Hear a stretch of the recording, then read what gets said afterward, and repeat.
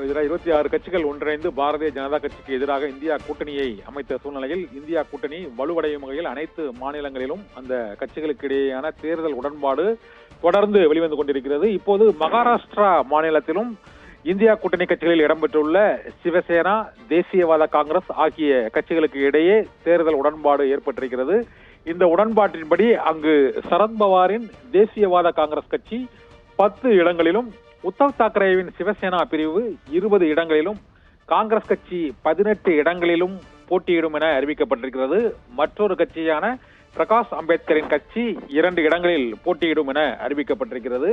இதன் மூலமாக மகாராஷ்டிர மாநிலத்தில் இந்தியா கூட்டணியில் தேர்தல் உடன்பாடு ஏற்பட்டிருக்கிறது. ஏற்கனவே உத்தரப்பிரதேச மாநிலம், குஜராத், டெல்லி, ஹரியானா உள்ளிட்ட மாநிலங்களிலும் இந்தியா கூட்டணி கட்சிகளுக்கிடையே தேர்தல் உடன்பாடு ஏற்பட்டுள்ள சூழ்நிலையில் மகாராஷ்டிரா மாநிலத்திலும் தேர்தல் உடன்பாடு ஏற்பட்டிருக்கிறது. இதன் மூலமாக இந்தியா கூட்டணிக்கு வலு தொடர்ந்து அதிகரித்து வருகிறது. ஏனென்றால் பீகாரில் இந்த கூட்டணியை உருவாக்குவதற்கு முக்கிய காரணமாக திகழ்ந்த ஐக்கிய ஜனதாதளம் கட்சியின் நிதிஷ்குமார் இந்த கூட்டணியில் இருந்து விலகிய சூழ்நிலையில் இந்தியா கூட்டணி அமையுமா, நாடாளுமன்ற தேர்தலை காங்கிரஸ் கட்சி தலைமையில் அனைத்து கட்சிகளும் ஒருங்கிணைந்து போட்டியிடுமா என்ற கேள்வி எழுந்து வந்தது. இதில் பிரச்சனைக்குரிய மாநிலமாக திகழ்ந்த உத்தரப்பிரதேச மாநிலத்தில் முதல் தேர்தல் உடன்பாடு ஏற்பட்டது. அதன் பின்னர் ஆம் ஆத்மி கட்சியுடன் டெல்லியில் உடன்பாடு ஏற்பட்டது.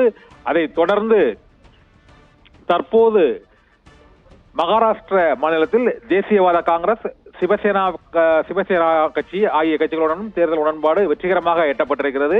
இதனால் முக்கிய மாநிலங்களில் இந்தியா கூட்டணி கட்சிகளுக்கிடையே தேர்தல் உடன்பாடு ஏற்பட்டிருக்கிறது. திரிணாமுல் காங்கிரஸ் கட்சியுடன் மேற்கு வங்கத்தில் விரைவில் திரிணாமுல் காங்கிரஸ் இடையே தேர்தல் உடன்பாடு எட்டப்படும் என எதிர்பார்க்கப்படுகிறது. பவித்ரா.